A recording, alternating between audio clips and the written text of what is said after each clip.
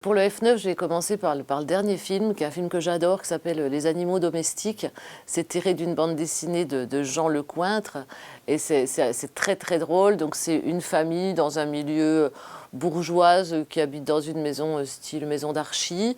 C'est monsieur et madame Archibald. Ils savent pas ce que sont les animaux, et petit à petit, donc ils vont en avoir chez eux. Alors les animaux sont fabuleusement dessinés. Il y a un chien avec un costume, un chat, enfin bref.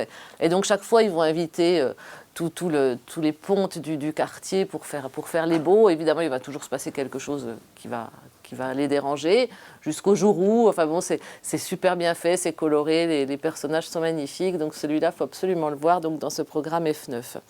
Après, il y a d'autres films comme Coropa dans ce programme qui la raconte avec un scénario original. Enfin non, je ne peux pas dire avec un scénario original puisque c'est un documentaire, mais en tout cas qui traite d'un sujet original. C'est l'histoire des passeurs de migrants. Et là, c'est un passeur qui apprend à un enfant en fait, à devenir lui-même passeur, c'est-à-dire qu'il l'utilise, en fait, il le manipule, il lui apprend à faire ce métier-là, en tout cas à occuper cette tâche-là, pour ne pas avoir à le faire lui-même, quoi. Et donc le petit est corvéable à merci, c'est assez bouleversant.